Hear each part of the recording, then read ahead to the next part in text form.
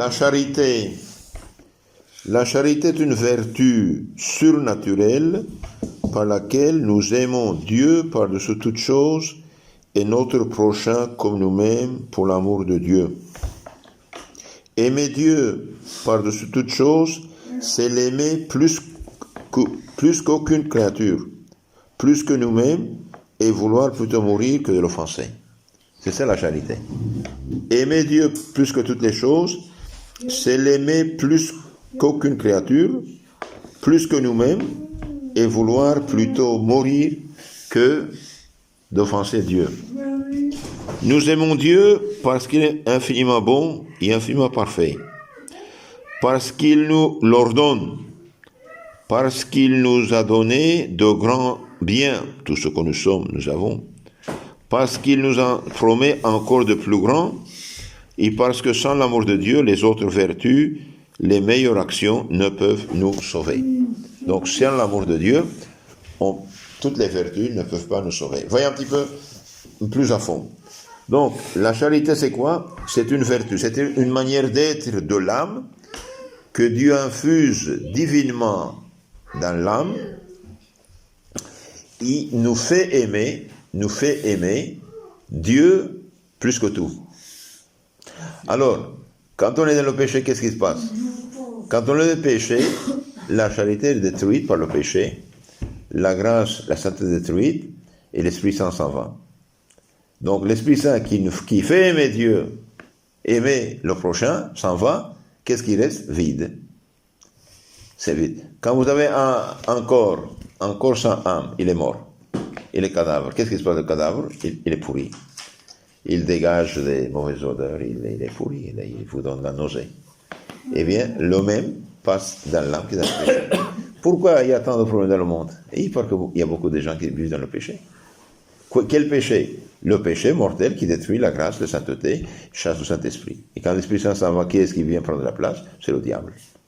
Donc la charité est une vertu, une manière d'être de notre âme que Dieu l'élève en stade surnaturel, qui nous fait aimer Dieu plus que tout et notre prochain pour l'amour de Dieu.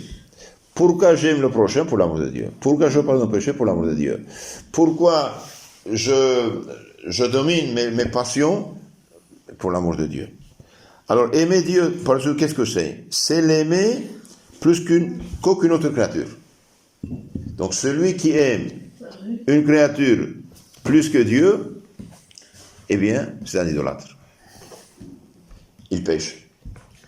Alors, chaque fois que nous péchons, chaque fois que nous péchons, nous aimons notre péché plus que Dieu. C'est le problème.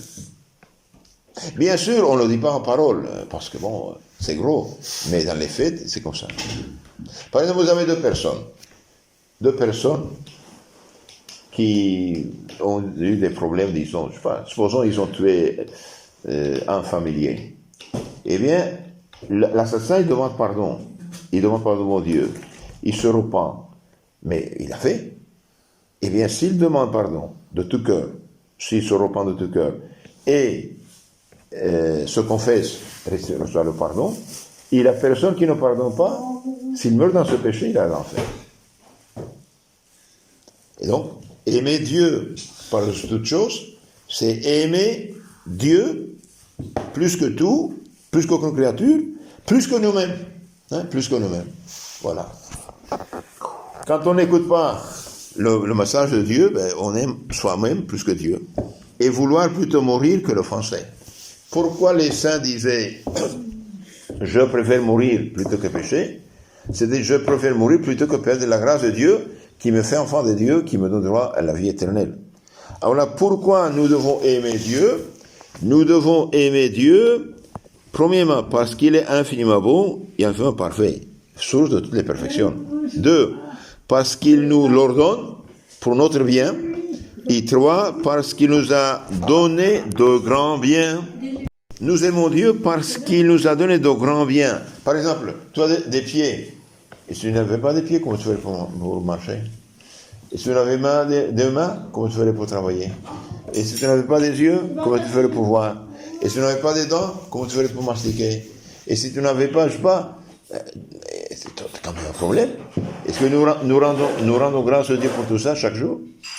Nous usons les dons de Dieu. Pourquoi? Pour le bien, qui est bien. Pour le mal, on doit en prendre compte. Parce qu'il nous promet encore de plus grands biens. Il dit, celui qui m'aime, garde mes commandements. Et les 2 commandements se résument en 2. Les 10 en 2. Les 10 commandements se résument en 2. Aimer Dieu plus que tout, et aimer le prochain comme soi-même pour l'amour de Dieu. Si j'aime, si je pardonne, c'est pour l'amour de Dieu. Ce n'est pas parce que l'autre le mérite. L'autre ne mérite pas de tout. Mais je pardonne pour l'amour de Dieu. Et finalement, parce que sans l'amour de Dieu, les autres vertus, les meilleures actions ne pourraient nous sauver. Eh bien, celui qui aime Dieu et aime le prochain pour l'amour de Dieu, eh bien, garde les commandements de Dieu et donc il vit dans la grâce de Dieu. Et celui qui vit dans le péché, qui n'aime pas Dieu, qui ne vit pas dans la charité, eh bien, Saint Paul dit, même si je fais des choses extraordinaires, ça ne sert à rien. Donc la charité, c'est une vertu surnaturelle,